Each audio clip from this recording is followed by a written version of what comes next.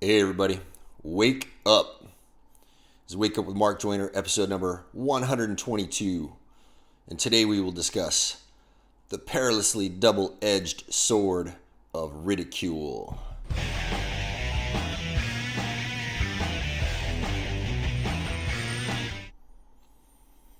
All right, so if you ever read a book called Rules for Radicals, not Radicules, Radicals, Radicals, Rules for Radicals. It's a very interesting book, actually. It was highly controversial for a while there because there were some people on the right, whatever the hell that means, accusing some people on the left of using this book by Saul Alinsky as a playbook.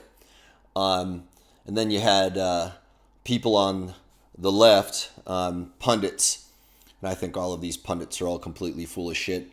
That's my opinion. But then they were pretending like, oh, the book doesn't even exist, nobody reads it, right?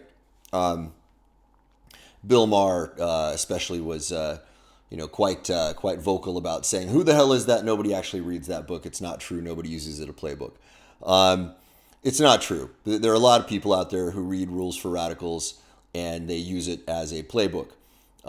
If you read the rules and you understand the purpose of that book, you will know that people who have a socialist agenda or any kind of a radical agenda that is based on the notion that there are people in power who must be torn down, you will find that those rules very, very closely match a lot of their behaviors. If you see a lot of what Antifa is doing, it is clearly informed by what is going on in that book, Rules for Radicals. Anyway, you can go down that rabbit hole as much as you want. The book is actually quite a profoundly interesting treatise on asymmetric warfare of sorts. And if one is indeed faced with an evil form of tyranny that must be torn down, it is a pretty damn good place to start in terms of tearing it down. The question is who are you tearing down, right? And at what are you aiming it? This is what I think part of the problem is right now. I don't think necessarily the notion that tearing down the tyranny that does exist in this world. I do believe that there's a pretty profound form of tyranny that exists in this world. I think it is far subtler and more elusive than most people are probably aware. I think that a lot of people have been duped by yet another level of asymmetric warfare to turn that angst that they feel from the injustices in the world toward the wrong targets, right? And thus what we have is we have groups of people fighting each other. Anyway, one of the rules is that ridicule is one of mankind's most powerful weapons. Ridicule is one of mankind's most powerful weapons. Think about that. Okay, so why is that the case? Because when we ridicule something, we tap into this tribal nature that is inside of all of us. And we don't want to be outside of the tribe. We don't want to be outside of the tribe. So if somebody is ridiculing something and the tribe laughs, haha, we must laugh along with it. And then this disempowers the target of the ridicule. And there's something that people could revere and see as great. And then through the act of ridicule, we tear it down and we no longer see it as great. It very, very powerfully and very, very effectively removes the power of the target of ridicule. But here is why I call this a perilously double-edged sword. So first off, as I was alluding to earlier, sometimes we can take that ridicule and we can target it at the wrong things. We can destroy something that is beautiful and good in the process of our intention of tearing something terrible down. We can be tearing down the wrong thing, or in the process of tearing something down, we can be, throwing out the proverbial baby with the bathwater. Is it every single thing about civilization that we need to tear down, or is it some of it? If people walk in with the notion of it all must be torn down, well, well, what are you going to have left, and what are the consequences going to be? That is one side of it. But there is a personal side of this that I think is far more deeper and might actually provide a very useful lens into what I think is some of the bedrock, raw, foundational stuff of which this universe in which we find ourselves is made of. And that's this. And that's that often when we use ridicule, what we are doing is we are exposing insecurities and weaknesses in ourselves. Often the things that we ridicule are the things that we are afraid of. If we're using it deliberately as a weapon of asymmetric warfare, that's one thing, and it has its own dangers. But often, you will see people who are ridiculing someone who is clearly doing better than they are, who is clearly more powerful than they are. And instead of asking themselves, how can I become that person? How can I get what is good from what they are doing?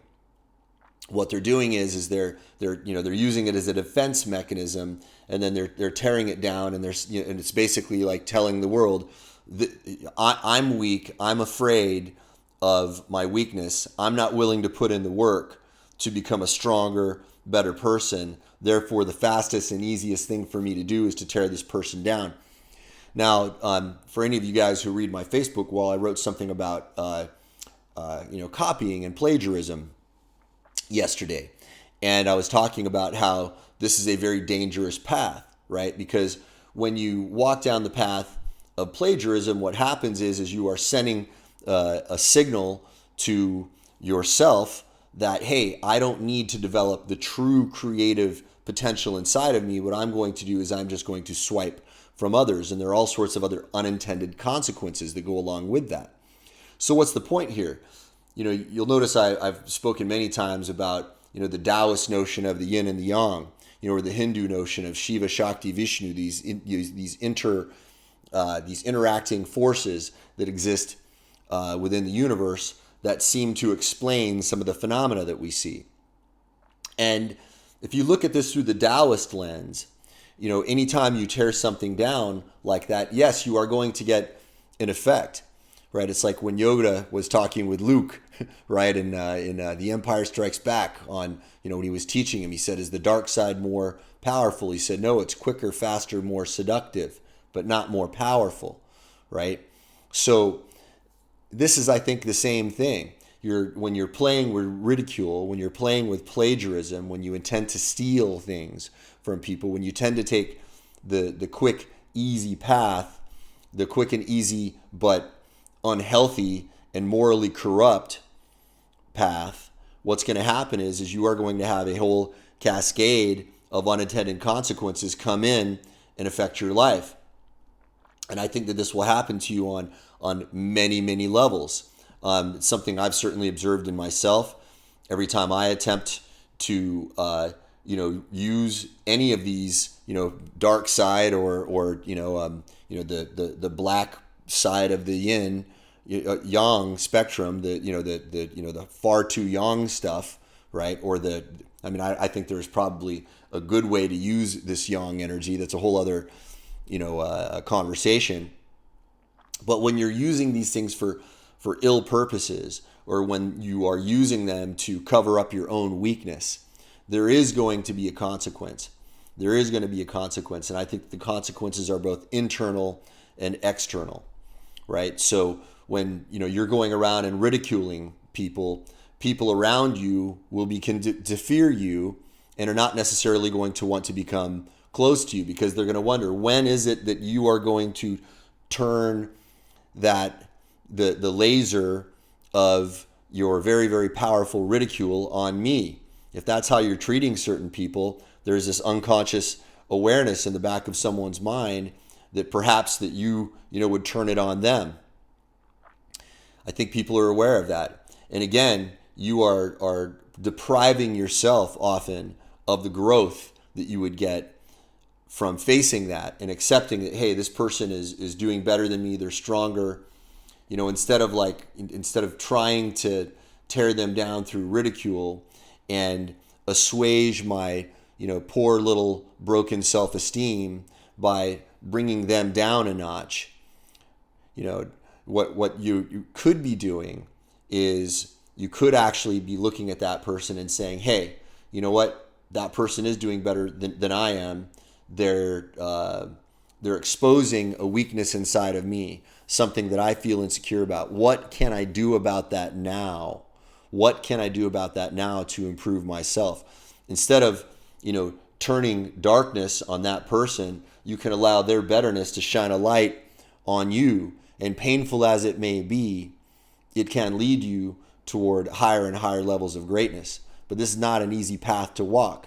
This is the path that most of us are not walking in this world in this day and age. It seems like most of us are going down the easy path of, well, let me just, go for the quick laugh on Facebook. Let me just make a mockery of everything rather than look at myself and see what I need to improve in myself. And I have been there. And every time I go there, I pay the price. You got to make your own choices about which path you want to walk.